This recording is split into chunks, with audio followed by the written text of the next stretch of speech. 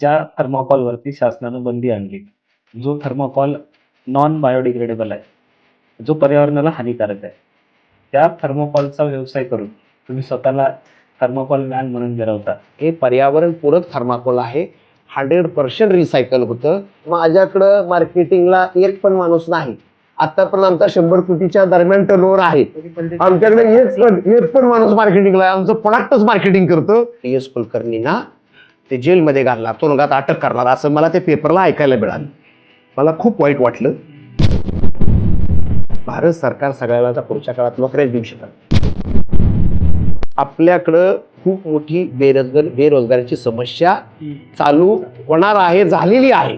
जर हे ब्युरोक्रेसी आणि पॉलिटिकल लोक जर एकत्रित आले आणि त्यांनी जर सात्विकपणे काम केलं न भ्रष्टाचार करता, जगातला भारत देश 1 नंबर झाल्याशिवाय राहणार नाहीये, हे छातीठोकपणे मी सांगतो.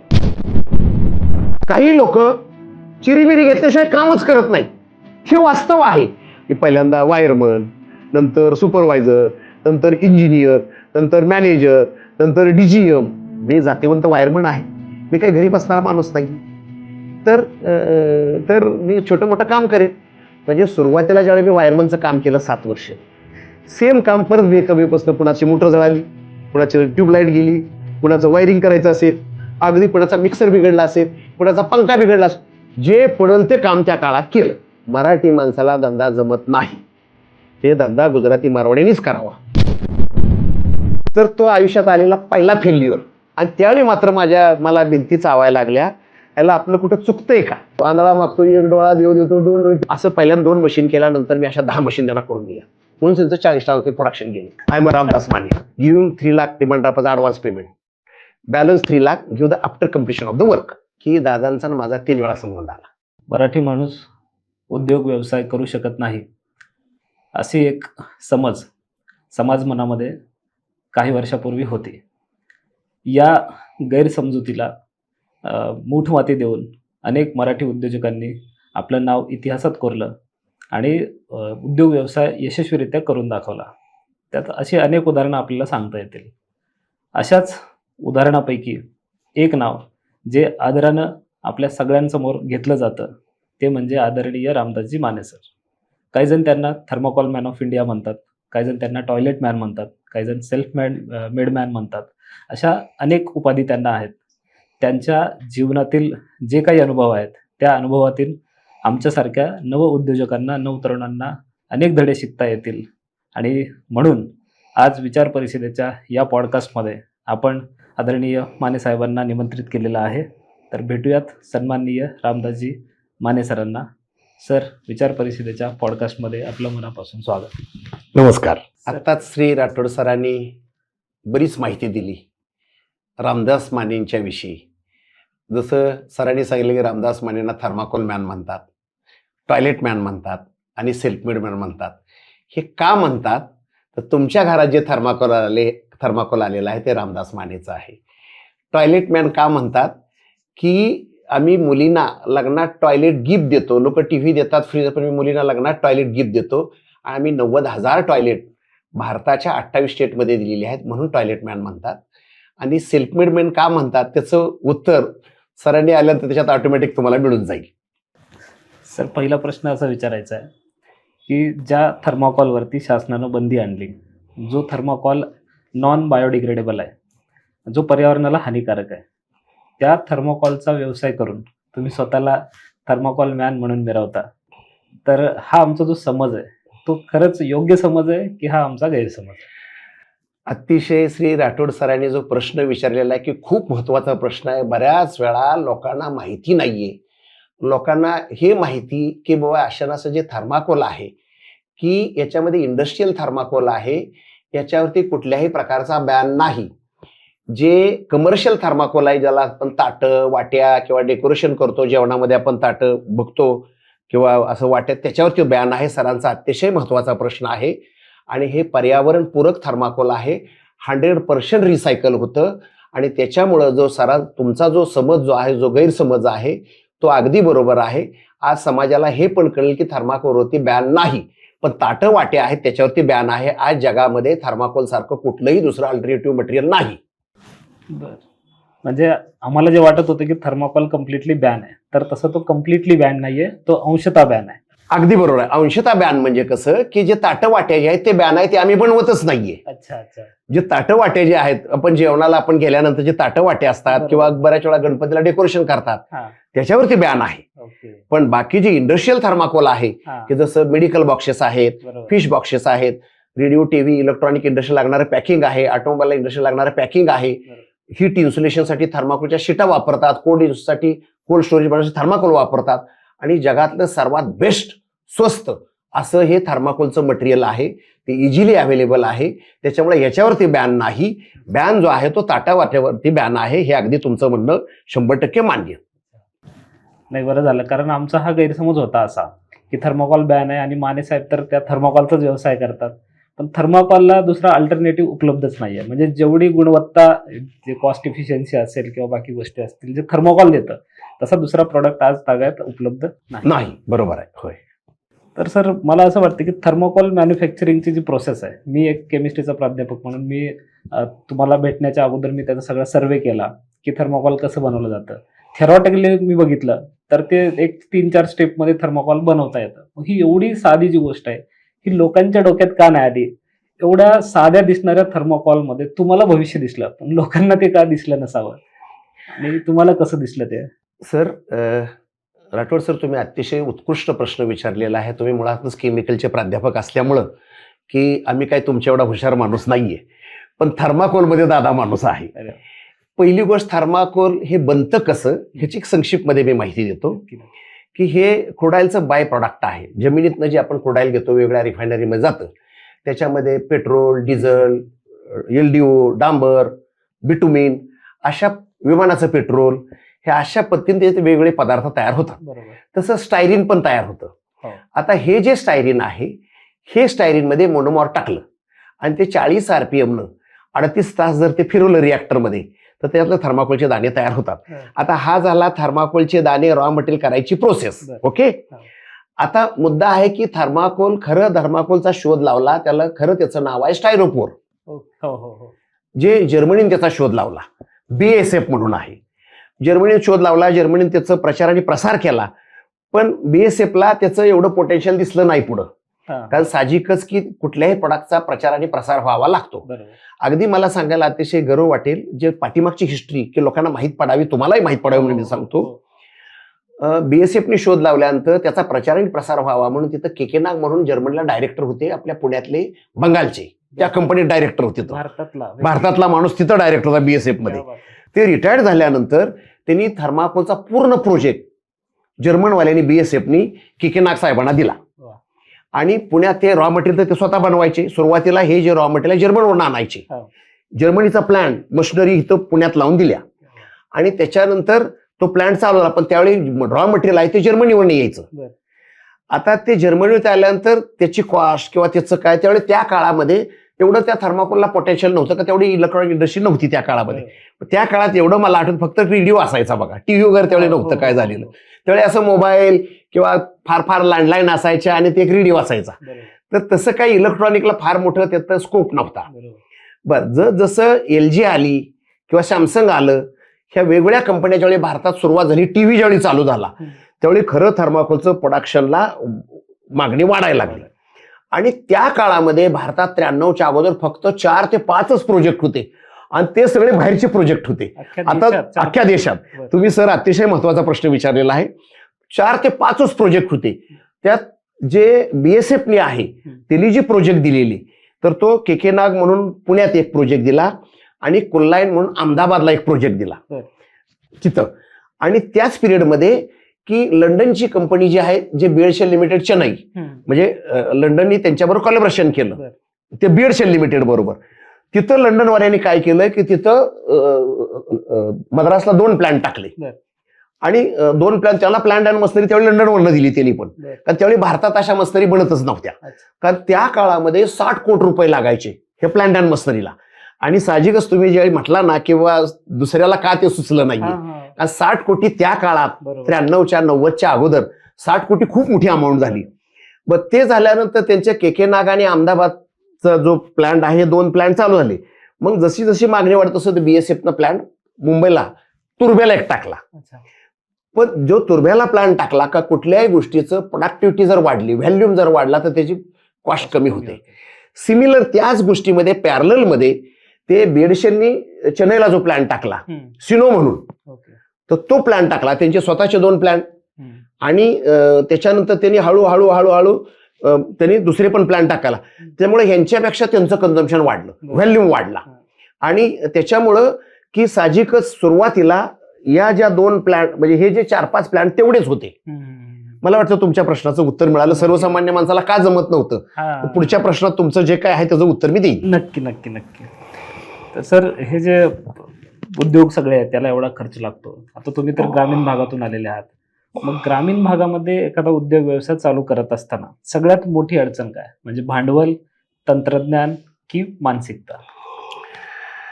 राठोड सर, हा पण प्रश्न अतिशय महत्वाचा आहे खूप. आता तुम्ही ज्यावेळी मला थर्माकोल मॅनच म्हटला, तर थर्माकोल मॅन का म्हणतात की त्याचं जे कारण जे मगाशी तुम्ही सांगितलं की तुमच्या घरात थर्माकोल आहे ते रामदास मानेचं आहे किंवा मानेसाहेबाच्या मशीनमधनं तयार झालेलं आहे.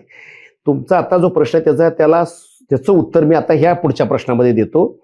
भारतामध्ये मद्रासपासून दिल्लीपर्यंत आणि मुंबईपासून कलकत्त्यापर्यंत जेवढं थर्माकोल बनतं, टोटल आता भारतात 128 प्रोजेक्ट आहेत. टोटल 134 प्रोजेक्ट आहेत, त्यातले 128 प्रोजेक्ट मी दिलेले आहेत भारताच्या कानाकोर.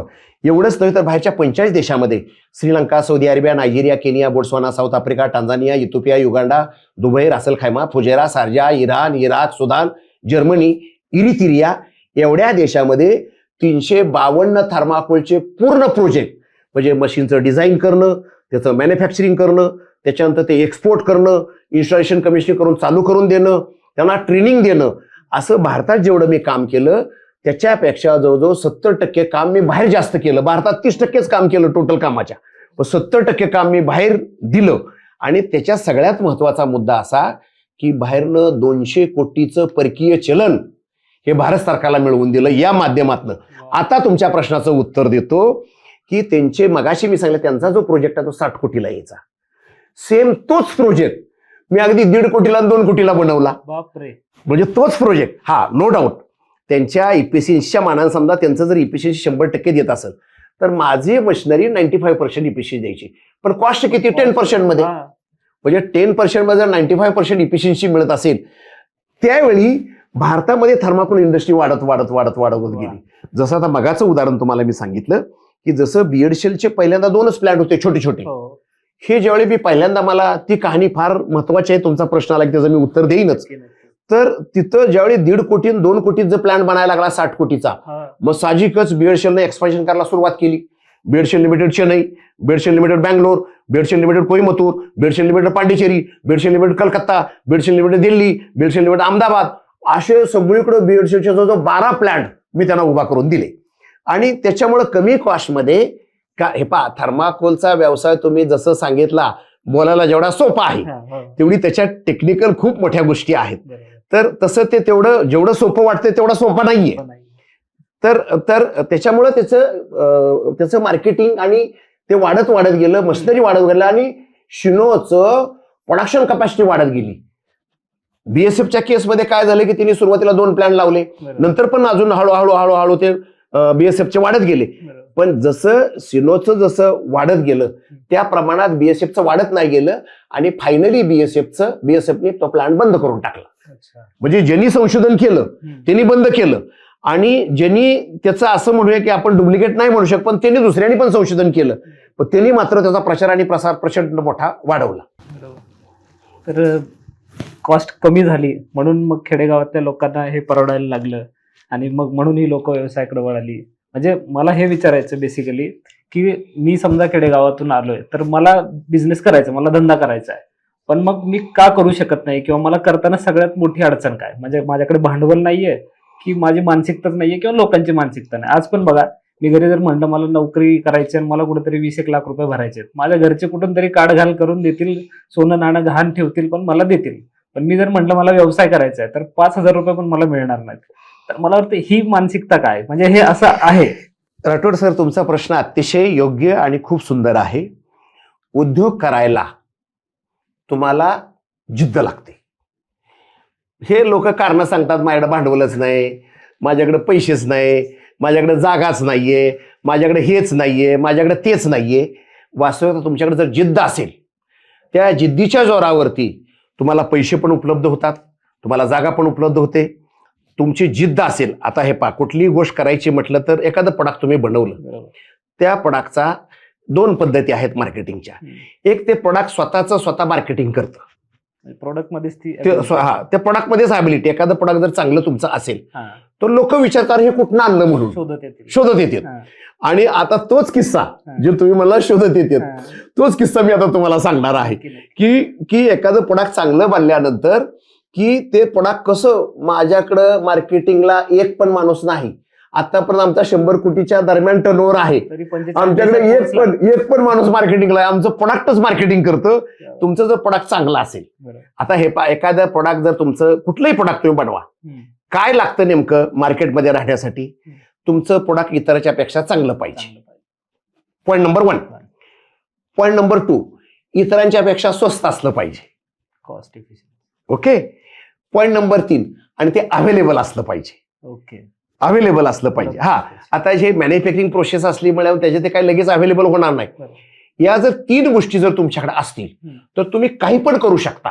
म्हणजे तुम्ही म्हणाल की साहेब असं कसं काही पण, मी अगदी बऱ्याच वेळा असं म्हणतो की जे तुम्ही शेतकऱ्याचा जो विषय आता ग्रामीण भागातला सांगितला, त्या माणसाकडे जिद्द असली पाहिजे. मला धंदा करायचा आहे, त्यानं खेडेगावातनं माती आणली काळी, आणि इथं जे काही पुणे शहरात असतील, मुंबईमध्ये असेल किंवा सोलापूर असेल किंवा इंदापूर असेल, जिथं कुठं बंगले असतील, त्या बंगल्याला जर त्यांनी सांगितलं की बाबा माझ्याकडे चांगल्या टाईपची माती आहे आणि ती माती तुम्हाला मी देतो, तर तुम्हाला सांगतो इथला जा बंगलेवाला माणूस निश्चितपणे खुशीखुशीनं 2 रुपये तुम्हाला देईल. पण ती तुमच्याकडं ते तुमच्याकडे स्किल पाहिजे, तुमच्याकडे जिद्द पाहिजे धंदा करायची. किंवा मला फॉर एक्झाम्पल मला राठोड सरांना माती विकायची, त्यांचा बंगला आहे, तर त्या माणसानं राठोड सरांना पहिलं भेटायला पाहिजे. राठोड सर तुमचा बंगला आहे की बाबा अशा माझ्याकडे चांगल्या पद्धतीची माती आहे, तुम्हाला मी देतो. आणि इतरा जे तुम्ही काय इथं काय कुठून जे माती आणणार त्यापेक्षा माझी माती स्वस्त आहे, इतरांच्या पेक्षा माझी माती गावातली आहे, त्यामुळे चांगली सकस माती आहे आणि ती अवेलेबल करून देतो. पटवून देता यायला पाहिजे. तर कुठलाही व्यवसाय मी अगदी क्लिअर कट म्हणतो, कुठलाही व्यवसाय छोटा नसतो आणि कुठलाही व्यवसाय मोठा नसतो. सगळे व्यवसायच असतो, सगळा उद्योगधंदाच असतो. त्याच्यामुळे कुठल्या व्यवसायाला कमी लेखायचं, कुठल्या व्यवसायाला मोठं म्हणायचं. आता तुम्ही जो प्रश्न विचारला की एका बाजूला मला थर्माकोल मॅन ऑफ इंडिया बोलतात, आता किती मोठं नाव झालं, आणि दुसऱ्या बाजूला टॉयलेट मॅन म्हणतात. म्हणजे आता बघा किती विरोधाभास आहे. एका बाजूला थर्माकोल मॅन ऑफ इंडिया आणि दुसऱ्या बाजूला टॉयलेट मॅन म्हणायचं, म्हणजे एक बाजू वरती आणि एक बाजू खाली. पण ते टॉयलेट जे आहे, मला खरा आनंद जो मिळतो ह्या टॉयलेटमध्ये जास्त मिळतो, कारण ते खूप गरजेची वस्तू आहे. राठोड सर, तुम्हाला मी आवर्जून असं एक सांगतो की ग्रामीण भागामध्ये पूर्वी टॉयलेट नव्हते, ओपन डिपेक्शन असायचं. म्हणजे माझी आई असेल, बहीण असेल, चुलती असेल, काका काकी, गावातली सगळी माणसं जे आहेत ती सर्रास माणसं ओपन मध्ये जायची. ओपन डिपेक्शन व्हायचं. म्हणजे थोडक्यात अगदी सांगायचं म्हणजे अगदी त्याला मराठी भाषेतला शब्द हागणदारीला ते बाहेर जायचे. त्याच्यामुळं ते हागणदारी मुक्त गाव हा नंतरचा प्रश्न आला. हा, तर त्याच्यामुळे टॉयलेट जरी मी बनवत असतो मला खरा त्याच्यातनं आनंद मोठा मिळतो. तर टॉयलेट मॅन जरी लोक म्हटली तर मला त्याच्यात कमीपणा वाटत नाही. जेवढा अभिमान आमच्या थर्माकोल मॅन म्हणण्यामध्ये लोकांना वाटतो, पण त्याच्यापेक्षा किंबहुना जास्त मला अभिमान टॉयलेट मॅन म्हणण्यामध्ये सुद्धा येतो. कारण मी समाजाचं काहीतरी कार्य करतोय, समाजाला काहीतरी दिशा देतोय, समाजाचं काहीतरी त्या टॉयलेटमुळे फायदा होतोय. तर ते मला टॉयलेट मॅन मध्ये सुद्धा म्हटलेलं मला आवडतं. म्हणजे कुठलाही धंदा छोटा नाही मोठा नाही या अर्थाने. मी तुमचेच बरेच इंटरव्ह्यू ऐकत होतो, त्याच्यामध्ये तुमचंच एक वाक्य होतं, मला ते खूप आवडलं. तुम्ही म्हणता की धंदा करण्यासाठी किंवा व्यवसाय करण्यासाठी काय लागतं, तर सचोटी, हातोटी आणि चिकाटी. तर ह्या 3 ज्या टी आहेत ना, ह्या 3 टी जर मिळाल्या, सचोटी, हातोटी आणि चिकाटी, तर कुठलाही माणूस व्यवसाय अतिशय सुंदररित्या करू शकतो. तर तुमच्या आत्ताच्या उत्तरामधनं ते मला परत एकदा अधोरेखित झालं. मला असं म्हणायचं आहे की तुम्ही थर्माकोल मॅन आहात, तुम्ही टॉयलेट मॅन म्हणून पण ओळखलं जाता. हे सेल्फ मेड मॅन जे आहे ना, हे सेल्फ मेड बनण्याची जी काही प्रोसेस आहे, कारण DSK जे आहेत मराठी उद्योजक सगळ्यांना परिचयाचे आहेत, तर त्यांच्याकडनं तुम्हाला एक शिष्यवृत्ती पण मिळाली होती. आणि नंतरच्या काळामध्ये ते जेव्हा आर्थिक अडचणीमध्ये आले, सगळ्यांना माहितीच आहे, तर तेव्हा तुम्ही त्यांना 5 लाखाची मदत केली, रोख रक्कम, आणि मला वाटतं की तुमच्या राहत्या घरांवरती 50 लाखाचं कर्ज काढून काहीतरी, मला तो एक किस्सा प्रेक्षकांना सांगायचा. काय किस्सा आहे? वा वा वा वा. सर, खरं सांगायचं म्हणजे DS कुलकर्णी जे आहेत, ही जी तरुण पिढी आहे त्यांना एक उद्योजक बनण्यासाठी प्रेरणास्रोत DS हो. कुलकर्णी होते. DS कुलकर्णी त्या काळात खूपच फेमस होते, घराला घरपण देणारी माणसं. हो. आणि ते लोकांना, जे कॉलेजची मुलं आहेत, विद्यार्थी आहेत, त्यांना ते आयडॉल वाटायचं, अरे बाबा आपण धंदा करायला पाहिजे असं. आणि ज्यावेळी DS कुलकर्णी ज्यावेळी अडचणीत आले आणि त्यांना, मी त्यावेळी जर्मनीला होतो आणि मी ज्यावेळी मुंबईच्या एअरपोर्टला आलो आणि त्यावेळी मला वर्तमानपत्रामध्ये ते एक बातमी ऐकायला मिळाली की DS कुलकर्णींना ते जेलमध्ये घालणार, तुरुंगात अटक करणार, असं मला ते पेपरला ऐकायला मिळालं. मला खूप वाईट वाटलं. कारण प्रश्न असा आहे की आज जी नवीन पिढी आहे त्या पिढीला ते एक आदर्श देणारं व्यक्तिमत्व, बरोबर. असा जर माणूस जर समजा जेलमध्ये गेला तर जी नवीन पिढी आहे, जे नवीन युवक आहेत, कॉलेजचे विद्यार्थी किंवा युवक जे आहेत, किंवा त्यांना असं वाटेल की धंदा बाबा करायला नको, धंदा करायला गेलो तर तुरुंगात जावं लागतं. तर मला ही जी नवीन पिढी जी आहे की त्यांना त्यांचा ज्याला आपण म्हणू की त्यांचा हिरमोस करायचा नव्हता, म्हणजे थोडक्यात त्यांचं त्याला डिमोटिव्ह करायचं नव्हतं, डिसअपॉइंट करायचं नव्हतं. तर जर समजा DS कुलकर्णी सारखा जर माणूस तुरुंगात गेला तर त्यांना चाहणारे बरेच विद्यार्थी, लाखो विद्यार्थी आहेत, तर ती मुलं म्हणतील की बाबा आपल्याला धंदा नको, बाबा ते जेलमध्ये जावं लागतंय, धंदाच करायला नको. आणि ही ज्यावेळी बातमी मला एअरपोर्टला पेपरला आल्यानंतर बघितली मी, मला दुःख झालं की म्हटलं काही करून DS कुलकर्णी तुरुंगात जायला नाही पाहिजेत असं मला वाटलं. मी आल्यानंतर त्यांना फोन लावला की कुलकर्णी साहेब, अशा नसं मला तुम्हाला भेटायचं आहे. तर कुलकर्णी साहेब म्हटले मी दिल्लीला आहे. ते नेमकं ह्याच विषयात चाललं होतं, त्या ह्याचंच. आणि तर म्हणे साहेब मी तुम्हाला, तर DS कुलकर्णी म्हटले की मी दिल्लीला आहे, आज वणी म्हणून एक देवी आहे नाशिकच्या तिकडं, तर म्हणे मी आज वणीला संध्याकाळी जाणार आहे, वणीचं दर्शन करून मी पुण्यात येणार आहे आणि उद्या सकाळी तुमच्याकडे 10 वाजता मी येतो. DS कुलकर्णी मला फोन करून सांगितलं. म्हणलं सर तुम्ही आता खूप धावपळीत आहे, तुम्ही खूप गडबडीत आहे, तुम्ही माझ्याकडे परत केव्हा पण या, पण आता सध्या मला तुम्हाला मदत करायची आहे, मला तुमची वेळ द्या. त्यांनी मला लोकेशन पाठवलं. DS कुलकर्णींचं जे घर आहे, बरोबर 10:30 वाजता मी तिथं गेलो आणि गेल्या गेल्या DS कुलकर्णींनी मला मिठी मारली की ती कवटाळलेली मिठी, त्याचा फोटो आज माझ्याकडे पण घरात लावलेला आहे.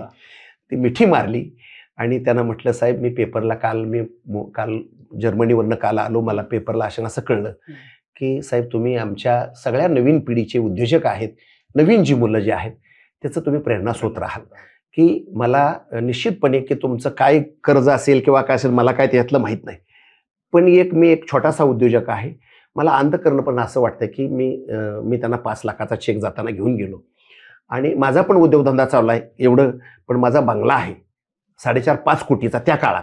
आज त्याची किंमत 10-12 कोटी आहे, तो भाग वेगळा, पण माझे 5 कोटीचा बंगला आहे. मला त्याच्यात 50-60 लाख रुपये कुठली बँक कर्ज देईल, ते 60 लाख ते पण मी तुम्हाला देतो आणि 5 लाखाचा हा चेक तुम्ही नाही म्हणू नका. मी 5 लाखाचा चेक त्यांच्या हातात ठेवला आणि त्यांनी मला सांगितलं की माने साहेब तुम्ही एवढं मोठ्या मनानं तुम्ही बोलला, हेच मला खूप झालं. तर ते माझ्याकडे चेक घेत नव्हते. नाही म्हटलं साहेब राहू द्या, हे तुम्हाला ऐनवेळी कामाला येईल. आणि बरोबर त्याच्यानंतर एक 7-8 दिवसाचाच त्यांचा फोन आला की माने साहेब की मला तुमच्या 5 लाखाचे तुम्ही मला चेक दिलाय, तुम्ही बँकेत म्हटलं बिंदास डिपॉझिट करा आणि तुम्हाला लागलं तरी तुम्ही मला सांगा की मी माझ्या बंगल्यावरती 55 ते 60 लाखाचं कर्ज काढून तुम्हाला देतो. हे असं मला का वाटलं, त्याचं कारण जे नवीन पिढी जी आहे त्या नवीन पिढीला डिसअपॉइंट होऊ नये, हा त्याच्यातला उद्देश. कारण प्रश्न असा की आता पुढच्या काळामध्ये असा आहे की भारत सरकार सगळ्या नोकऱ्या देऊ शकत नाही. आता AI असेल, तुमचा प्रश्न तुम्हाला विचारणारच होता, AI असेल किंवा ऑटोमेशन असेल, भारत सरकार सगळ्याला आता पुढच्या काळात नोकऱ्या देऊ शकत नाही. खाजगीमध्ये पण नोकऱ्या नाही, त्या मुलं तर हुशार आहेत. बरं तुम्ही शिक्षक असणारी माणसं, की प्रत्येक आई वडिलांना असं वाटतं की आपला मुलगा मोठा व्हावा, त्यानं त्याच्या पायावर उभा राहावं. आणि जसं जेवढं आई वडिलाला वाटतं त्याच्यापेक्षा किंबहुना एक काकणभर जास्त शिक्षकांना वाटतं माझा विद्यार्थी मोठा व्हावा. शिक्षकाला जेवायला नाही दिलं ना तरी त्यांना भूक नाही लागणार, पण त्यांचा विद्यार्थी मोठा झालेला जर बघितला तर त्या शिक्षकाला भरून पावल्यासारखं वाटतं.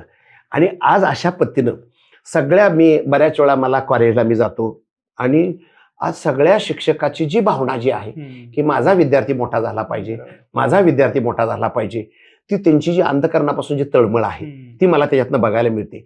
आणि बऱ्याच वेळा मी विद्यार्थ्यांना पण सांगतो, अरे शिक्षकाला काय प्राचार्य असतील किंवा प्राध्यापक असतील 1,00,000-2 लाख रुपये पगार मिळत असेल, आम्हाला माहित नाही किती मिळतो तो, पण कशाला 2 लाखाचा पाडा मोजायचा? 2 लाख 2 लाख 2 एक बे 1 बे बे 2 4 कशाला म्हणायचं? तुम्ही बिझनेस करा आणि 10 लाखाचा पाडा म्हणा. 10 लाख 1 10 लाख 20 लाख 10 2 20 लाख 30 लाख कशाला? बर, तुम्ही जेवढं तुमच्या ह्या शिक्षकी पेशामध्ये किंवा गव्हर्नमेंटच्या नोकरीमध्ये ठीक आहे, रेंज असेल 40,000पासून 50,000 अगदी 2 लाख 2.5 लाख पर्यंत रेंज असेल, पण कशाला 2.5 लाखाची मर्यादा घालायची? तुम्ही धंदा करा ना, 10 लाख कमवा, 20 लाख कमवा, देयर इज नो लिमिट. हे पहा, धंदा करताना तुम्हाला किती पैसे मिळायचे त्याला लिमिट नाही. तुम्ही जेवढा मोठा धंदा कराल तेवढा तुम्हाला मोठे पैसे मिळतील. पण प्राध्यापक असतील, शिक्षक असतील, तुम्हाला समजा एक साधारण, म्हणजे मला माहित नाही पण एक साधारण सांगतो, समजा तुम्हाला XYZ 2 लाख रुपये पगार आहे, त्याला मर्यादा आहे. त्या 2 लाखाच्या अगदी तुमचं इन्क्रीमेंट जर झालं तर 10-20 हजार रुपयाचं होईल. 2 लाखाचं काय 4 लाख तुम्हाला देणार नाहीत लगेच. पण धंद्यामध्ये नाही, तुम्ही तुमचे मालक आहे, तुम्हाला आज तुम्हाला 10 लाख कमवतं ना, पुढच्या महिन्यात तुम्ही म्हणला मला 20 लाख कमवत, तेवढा धंदा तुम्ही वाढवू शकता. कशाला बेचा पाडा म्हणायचा? 10चा पाडा म्हणा ना, कशाला उद्योगधंद्याच्या ह्याच्या नोकरीच्या मागे लागायचंय?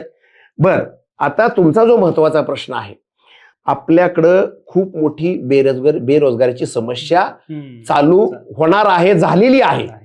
म्हणजे मी तुम्हाला माझा अनुभव म्हणून मुद्दा म्हणून शेअर करतो. मी नायजेरियाला गेलो होतो. नायजेरियामध्ये जर का समजा तुमच्या खिशात $100 असतील खिशात, आणि तिथल्या माणसाला कळलं की माने साहेबाच्या खिशात $100 आहेत, त्या $100 साठी ते बंदुकीची गोळी, पिस्तूलची गोळी मारायला कमी करत नाहीत त्या $100 साठी. अशी भयानक अवस्था नायजेरियामध्ये आहे. आणि जर का समजा आपल्या देशातल्या लोकांनी, विशेषतः तुमचा तो प्रश्न येईलच, पण त्याच्या अगोदरच मी तुमच्या प्रश्नाच्या अगोदर त्याचं उत्तर देऊन टाकतो की आपल्या देशामध्ये ब्युरोक्रेसीनं आणि पॉलिटिकल लोकांनी शहाणं व्हावं. हे पहा, जे पॉलिटिकल लोक चांगली आहेत, इमानी इतबारे काम करतात, त्यांना माझा सलाम. जे ब्युरोक्रेसीचे लोक प्रामाणिक आहेत, इमानी इतबारे काम करतात, त्यांनाही माझा सलाम. पण ज्यावेळी पॉलिटिकल लोक सेवक म्हणून जातात किंवा ब्युरोक्रेसीची लोक उद्या कलेक्टर असतील, पोलीस असतील, वेगळ्या शाखा आहेत, ते त्यावेळी काय करतात, आम्ही जनतेचे सेवक, IAS, आम्ही जनतेचे, म्हणजे भारतीय काही इंडियन काय तुम्ही ऍडमिनिस्ट्रेशन सेवा, प्रशासकीय सेवा काय म्हणता, भारतीय प्रशासकीय सेवा ऍडमिनिस्ट्रेशन, हा, तर तुम्ही सेवा ज्यावेळी म्हणता त्यावेळी तुम्हाला का नाही वाटत आम्ही जनतेचे सेवक आहे म्हणून? तुम्ही साधा पोलीस, त्याला अगदी नाही म्हटलं तर 50-60 हजार रुपये पगार असतो. हे बघा, नॅचरल आहे, कुणी त्याला काय बोलायची गरज नाही, सगळे डोळ्याने बघतात. ज्या पोलिसाला 50-60 हजार रुपये पगार आहे, काय 40 असेल, म्हणजे तो जनतेचा सेवक पण आहे. म्हणजे त्यांनी शपथ घेतली वर्दी घालायच्या अगोदर, ती खाकी वर्दी आहे ना घालायची, शपथ घेतली मी जनताची सेवा करेन. आज काय चित्र उभा राहते, तुम्ही रस्त्याला बघितलं ते ट्रॅफिक राहिलं बाजूला, हे कुठेतरी कोपऱ्यात उभा राहतात. आज परिस्थिती जे चांगले आहेत त्यांना माझा सलाम. पण आज 90% परिस्थिती अशी आहे, चौकात कोपऱ्यात कुठेतरी पोलीस बसलेले असतात, त्यांना 60 हजार रुपये पगार पण, आणि वरती जो माणूस 200-300 रुपये दिवसाला हजेरी कमवतो, त्याला म्हणणार तुझ्याकडे लायसन आहे का? लायसन पाहिजे. मी कुठलंही असं नाही म्हणणार की बाबा, पण तुम्ही हे सगळं जरी त्याच्याकडे लायसन आहे, गाडीची कागदपत्र आहे, पण तुम्हाला अपेक्षा त्याच्याकडून 100-200 रुपयाची चिरीमिरीची, लगा तुला एक तर 60 हजार रुपये पगार आहे, आणि वरनं तो गरीबाचं लुटायचं तो काम करतोय. हा झाला पोलिसामधला प्रकार. म्हणजे हे पोलिस, हे सगळी जे प्रामाणिक लोक आहेत त्यांना माझा सलाम. आहेत लोक, मी कुणाची नावं घेत नाही, खूप प्रामाणिक लोक मला भेटली, पण जेवढी प्रामाणिक माणसं भेटली 10%, पण 90% सगळे करप्टेड लोक भेटली. हा झाला पोलिसच्या खात्यातला. तुम्ही आज महसूलमध्ये पण बघा, अगदी साधा ग्रामीण भागाला तलाठी, तो शपथ घेतो, त्याला 40-50 हजार रुपये पगार असतो, आणि तो आमचा शेतकरी जाऊन त्याच्याकडे जातो, तर तो म्हणतो 10,000 द्या 7-12चा उतारा द्यायला. जे चांगले आहेत, भ्रष्टाचार आहे सगळीकडं. आज गव्हर्नमेंटचं एक पण डिपार्टमेंट असं नाहीये की तिथं भ्रष्टाचार नाही असा. म्हणजे तुम्हाला सरकारनं पगार पण द्यायचा, बरं तुम्हाला पगार कोण देतं? आम्ही आमच्या पैशातनं टॅक्स जो देतो ना, GST असेल, इन्कम टॅक्स असेल, त्याच्यात आम्ही तुम्हाला पगार देतो. म्हणजे आमचा टॅक्स गव्हर्नमेंट गोळा करतं, त्या टॅक्स म्हणून तुम्हाला पगार देतं, आणि तुम्ही जनतेची सेवा करावं म्हणून सरकार सांगतं. तुम्ही काय जनतेची सेवा करताय? हे आज जे चांगले आहेत, पुन्हा पुन्हा मी सांगतोय, जे चांगले आहेत, म्हणजे बऱ्याच वेळा मला असं वाटतं की आपला स्वातंत्र्य काही लोकांनी बलिदान दिलं, बरोबर. काही लोकांनी प्राणाची आहुती दिली. आणि आजची जी लोक पॉलिटिकल लोक आहे, आज जर तुम्ही पाहिलं, ह्या मंत्र्यांनी 4,000 कोटीचा घोटाळा केला, त्या मंत्र्यांनी 50,000 कोटीचा घोटाळा केला, ह्यानं असं केलं, ह्या कलेक्टरकडे 60 कोटी सापडले, त्या PSI कडे एवढे पैसे सापडले, कोट्यावधी सापडले. लोक एकतर तुला पगार पण, वरून तू भ्रष्टाचार पण करतो. तर ह्यांनी सावध व्हायला पाहिजे. आपण तुम्ही ज्यावेळी जनतेची सेवेची शपथ घेता, ती खरोखर तुम्ही ती शपथ इम्प्लिमेंट करायला पाहिजे. सर तुम्हाला, राठोड सर तुम्हाला मी सांगतो, जर हे ब्युरोक्रेसी आणि पॉलिटिकल लोक जर एकत्रित आले आणि त्यांनी जर सात्विकपणे काम केलं, न भ्रष्टाचार करता, जगातला भारत देश 1 नंबर झाल्याशिवाय राहणार नाहीये, हे छातीठोकपणे मी सांगतो. पण ह्या लोकांनी ते सुधारायला पाहिजे, नाहीतर ती नायजेरियासारखी परिस्थिती आपल्यावर यायला वेळ लागणार. अगदी बरोबर बोलला. हे नायजेरियाची परिस्थिती जर समजा हे नाही सुधारली तर अशीच परिस्थिती होणार आहे. आणि हळूहळू त्या दिशेनं आपण चाललेलो आहोत. बापरे, हे भयानक वास्तव आहे. भयानक वास्तव आहे. बरोबर आहे. आणि जे तरुण आहेत, ज्यांच्याकडे पोटेन्शियल आहे, माइंड एकदम शार्प आहे, आणि त्यांच्या हाताला जर काम नसेल, खिशात पैसा नसेल, तर ते डिस्ट्रक्टिव्ह वेनं पण ते पुढे जाऊ शकतं. हे अगदी सर, तुम्ही सर जो अतिशय प्रश्न विचारला, खूप महत्वाचा प्रश्न आहे. तुम्ही आता जो प्रश्न विचारला, जो तुम्ही विचार मंथन केला, तुम्हाला सांगतो, आमचे विद्यार्थी खूप हुशार आहेत. बरोबर. त्यांना आयुष्यात काहीतरी करायचं आहे, पण आमची सिस्टीम त्याला ते करू देत नाहीये.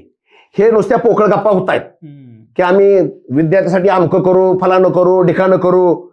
पण प्रत्यक्षात ज्यावेळी तो मैदानात उतरतो आणि मैदानात उतरणं, त्याला ज्यावेळी काही करायचं असतं ना, त्याला जसं एखादं लायसन घ्यायचं असतं. तुम्हाला सांगतो, आता बऱ्यापैकी ऑनलाईन केल्यामुळं थोड्या सुविधा झाल्यात, मी नाही म्हणत नाही.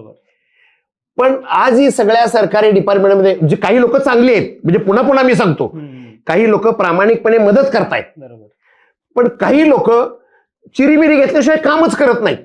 हे वास्तव आहे. आणि ज्या विद्यार्थ्याला एखादा उद्योगधंदा चालू करायचा आहे, ते एखादं परमिशन घ्यायला गेला की त्याला 5-6 चक्रा टाकायला लावतात. मग 5-6 चक्रा त्याचा तो डिमोटिव्ह होतो, त्याला नकोच ह्या भानगडीत पडायला. उलट तो ज्यावेळी एखादा उद्योजक, ज्या त्याला उद्योग करायचा आहे, तो ज्यावेळी तुमच्या सरकारी दप्तरात येतो, त्या सरकारच्या अधिकारानं, ज्या अथॉरिटीनं, माझा लहान भाऊ आहे, तो उद्योगधंद्यामध्ये येतोय, त्याला आल्या आल्या त्याने चहा पाजला पाहिजे, त्याला मोटिवेट केलं पाहिजे, त्याच्या पाठीवर शाबासकी दिली पाहिजे. आणि त्याच्यानं तुझं काय काम आहे, तर ते काम त्याचं हसत मुखानं त्यानं ते केलं पाहिजे.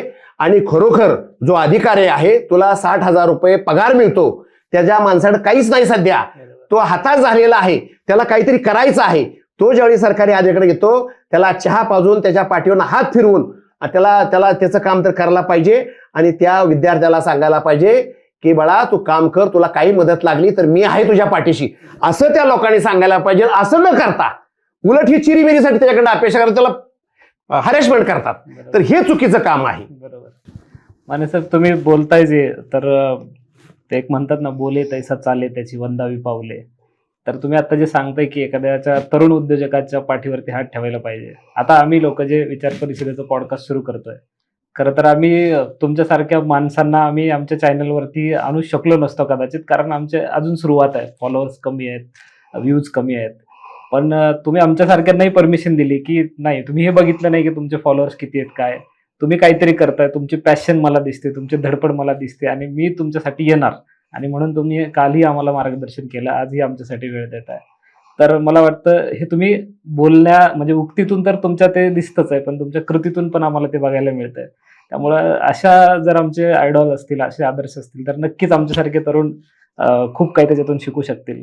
मला DSKच्या प्रश्नांवरनं एक प्रश्न विचारायचा होता की जसं त्यांच्या आयुष्यामध्ये थोडीशी हाता उतरती वाटचाल त्यांची चालू आहे, किंवा आता ते थोडे स्थिर झाले असतील, तुमच्या आयुष्यामध्ये असं कुठं अपयश आलं होतं का? आणि जर आलं असेल तर तुम्ही नक्कीच आलं असेल तर तुम्ही त्याच्याशी कसं डील केलात आणि काय मानसिकता होती?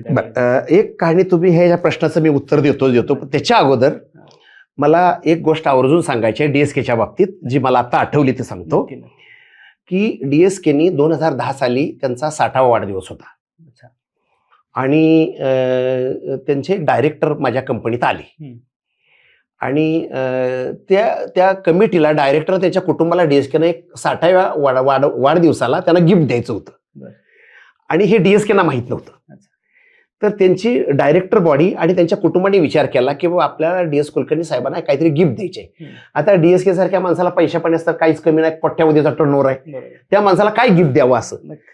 तर ते सगळं त्यांचं डायरेक्टर बोर्ड जे आहे ते आणि त्यांची फॅमिली हे DSKना माहीत नव्हतं आणि ते मलाही माहीत नव्हतं. ते एक डायरेक्टर माझ्या कंपनीत आले की म्हणजे DS कुलकर्णींचा 60वा वाढदिवस आहे की 2010ला, तर माने साहेब तुम्ही तिथं याल का? तर म्हटलं वाढदिवस DS कुलकर्णीचं मी पण नाव ऐकलेलं आहे, माझा बिल्डिंग कन्स्ट्रक्शनशी काही संबंध नाही, माझा उद्योग वेगळा त्यांचा उद्योग वेगळा. तर म्हणे साहेब तुम्ही अमक्या अमक्या तारखेला तो वाढदिवस आहे आणि ते तुम्ही यावं, तर तुम्हाला आम्ही गाडी पाठवतो. तर म्हटलं बाबा तुमची गाडी आली की मी अडकून बसेन, मी माझ्या गाडीने येतो. मग झालं. त्याच्यानंतर मग ठरल्याप्रमाणे त्या दिवशी नेमका सुट्टीचाच दिवस होता, रविवारच होता माझ्या माहितीवर, कुठला दिवस पण सुट्टी होती. मी मॅडमना म्हटलं, म्हणजे मिसेस मॅडम म्हटलं की अरे आपण जाऊया का, ते DS कुलकर्णीचं आहे तिकडे वाढदिवस आहे ना, आपल्याला तिने इन्व्हाइट केलेलं आहे. तर मॅडम म्हणले जाऊया, आज काय सुट्टीचं आहे. तर आम्ही गेलो. आता त्यांनी सांगितलं की अशाच तुम्ही तिथं आला की आम्हाला फोन करा. आम्ही तिथं गेटवरती एक थोडंसं पाठीमाग चतुर्शिंगेच्या दरम्यान असतानाच मी त्यांना फोन केला, मी आलोय म्हणून. तर तिथं आम्ही गेल्यानंतर ते एकदम त्यांनी बँड वाजंत्री सगळे तिथं आले, तुताऱ्या बिताऱ्या घेऊन आले आणि ते आम्ही उतरल्या ते शिंग वाजवलं, ते डोलकं वाजवायला सुरुवात झाली. आता आम्हाला काही कळलं ना बाबा नेमकं काय आहे, शेवट पण आम्हाला काही कळू दिलं नाही. आणि ते वाजत गाजत आम्हाला हॉलमध्ये घेऊन गेले आणि त्या कार्यक्रमामध्ये पहिल्या सीटवरती आम्हाला बसवलं. म्हणजे मला पहिल्या सीटवरती बसवलं, मॅडम जे VIP साठी होत्या त्या पहिल्या सीटवरती मला बसवलं, मॅडमना तिसऱ्या रोवरती बसवलं. आणि त्याच्यासाठी त्यांनी त्या कमिटीनी डायरेक्टर बोर्ड आणि फॅमिलीनं खूप मोठी मोठी माणसं बोलली होती की पतंगराव कदम साहेब होते, त्याच्यानंतर प्रकाश जावडेकर साहेब होते, त्याच्यानंतर वांजळे साहेब म्हणून एक नगर आमदार होते, त्या वांजळे साहेब होते. असे बरीच आमदार खासदार, आमचे हर्षवर्धन पाटील साहेब होते इंदापूरचे. म्हणजे बरीच जवळजवळ 20-25 माणसं ते शिवाजी महाराजांचं जे सांगतात ते दाढीवाले बाबासाहेब पुरंदरे म्हणजे अगदी फार संचिती साहेब होते, संचिती हॉस्पिटल जे आहे. अशी बरीच मोठी मोठी माणसं त्या कार्यक्रमाला होती. कार्यक्रम चालू झाला. कार्यक्रम चालू झाल्यानंतर ते एक CD लावली त्यांनी, DS कुलकर्णीचा प्रवास दाखवला की बाबा कशा कशा पद्धतीने DS कुलकर्णी इथपर्यंत गेले. तो प्रवास दाखवल्यानंतर अँकर जे आहेत फार प्रतिष्ठित अँकर आहेत, एक सोलापूरकर साहेब आहेत आणि अजून एक पुण्यात अजून एक मोठे अँकर आहेत, फार नावाजलेले अँकर, मोठे अँकर आहेत. तर त्या अँकरने अनाऊन्स केलं की DS कुलकर्णी साहेबाच्या एवढ्या मोठ्या माणसाला काय गिफ्ट द्यायचं. म्हणून जी आता चित्रफित तुम्ही पाहिली DS कुलकर्णीची, तसाच प्रवास केलेली अजून एक व्यक्ती आहे. त्यानं बालमजुरी केली, कॅन्टीनमध्ये वेटरचं काम केलं, ITI केलं, नोकरी करून DE केलं आणि आज जगभरामध्ये थर्माकोल मॅन म्हणून तो ओळखला जातो. DS कुलकर्णीचा जसा प्रवास झाला तसाच प्रवास करणारी एक व्यक्ती आहे, रामदास माने आहे. त्यांना आम्ही 1 लाख रुपयाचा पुरस्कार DS कुलकर्णींच्या हस्ते देतोय आणि सेल्फमेड मॅन अवॉर्ड देतोय. आणि असं ज्यावेळी ते अनाऊन्स केलं त्यावेळी आम्हाला कळलं की बाबा हे आम्हाला ह्याच्यासाठी त्या कार्यक्रमासाठी बोललो होतं, कारण DS कुलला ते सरप्राईज द्यायचं होतं. आणि ती जी गोष्ट आहे की आम्ही कोट्यावधीचं एक्सपोर्ट केलं. म्हणजे अगदी 50 कोटी असेल, 100 कोटी असेल, 10-10 कोटी, अगदी 5-5 कोटी प्रॉफिट झाला असेल आम्हाला. पण ज्या दिवशी आम्हाला 1 लाख रुपयाचा पुरस्कार मिळाला, तुम्हाला सांगतो मला रात्रभर झोप नाही आली की बाबा एखाद्या माणसाला 1 लाख रुपयाचा पुरस्कार माझ्यासारख्या माणसाला देणार. आणि त्यावेळी मला असं कळलं, मला पुरस्कार द्यायचा उद्देश असा होता की जी नवीन पिढी आहे, नवीन तरुण पिढी आहे, त्या तरुण पिढीनं उद्योग व्यवसायात यावं आणि त्याच्यासाठी तो मला पुरस्कार दिला होता. मला काय 1 लाख रुपये कमी आहेत म्हणून दिला असं नाहीये की बाबा अशा नसतं, तुम्ही जर चांगलं कार्य केलं तर तुम्हाला एक मोटिवेशन, नवीन विद्यार्थ्यांना मोटिवेशन म्हणून ते मला तो पुरस्कार दिला होता. तर त्याचं कारण ते आहे, ते मुद्दा म्हणून मी तुम्हाला ते सांगितलं. आता तुमच्या प्रश्नाचं काय आहे ते परत एकदा सांगा, मी त्याचं उत्तर देतो. मूळ प्रश्न हा होता की तुम्हाला कधी अपयश आलं का, आणि आलं तर तुम्ही त्याच्यासोबत कसं डील केलं? अतिशय राठोड सर, अतिशय सुंदर प्रश्न आहे. तुम्ही उद्योगधंद्यात उतरला की सगळ्याच गोष्टी चांगल्या होत्यात असं नाही. म्हणजे सगळ्याच गोष्टी चढ उतार हा असतोच. म्हणजे अगदी आता तुम्हाला जर सांगायचंच म्हटलं तर चढ उतार जो सांगायचं म्हटलं की मी ज्यावेळी उद्योगधंद्यामध्ये सुरुवात केली, मी चांगला म्हणजे सुरुवातीला अगदी जसं आता तुम्हाला मी सांगितलं की पहिल्यांदा वायरमन, नंतर सुपरवायझर, नंतर इंजिनियर, नंतर मॅनेजर, नंतर DGM, आणि एवढ्या सगळ्या नोकऱ्या असताना, चांगला पगार पाणी असताना, त्या काळामध्ये मला न्यायला आणायला अँबॅसेडर गाडी त्या काळात.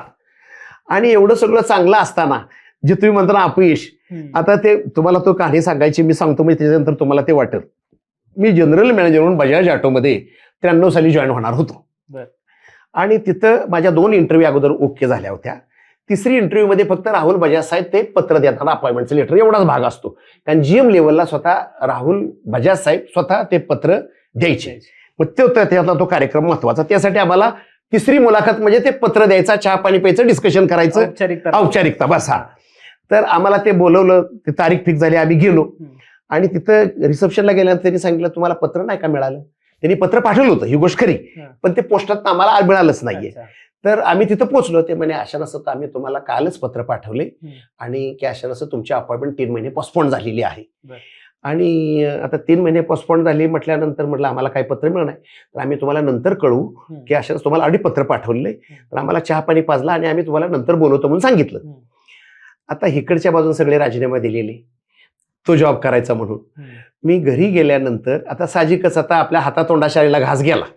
म्हणजे ज्या आशेनं गेलतो की आता आपल्याला जनरल मॅनेजरचं पत्र हातात मिळणार आणि 1-2-4 दिवसात जॉईन व्हायला सांगणार, तर ते हातात पत्र पण नाही आणि आता 3 महिने पोस्टपोन झालं. त्याच्यामुळे सगळा जॉब पण इकडचा जॉब सोडलेला झालं. मग घरी गेल्यानंतर साहजिकच की थोडा चेहरा पडतोच आपला. एखादी गोष्ट जर नाही झाली, हा निसर्गाचा नियम आहे, तुमच्या जर मनासारखं एखादी गोष्ट झाली तर चेहऱ्यावर त्याचे इम्प्रेशन येतात. मी घरी गेल्यानंतर आमच्या मॅडमने मला पाहिलं, माझा चेहरा उतरला होता. मला म्हणे काय झालं. मी म्हटलं जरा 3 महिने माझी अपॉइंटमेंट पोस्टपोन झाली. तर म्हटलं तू काय काळजी करू नको, मी जातीवंत वायरमन आहे, मी काही घरी बसणारा माणूस नाहीये, तर मी छोटं मोठं काम करेन.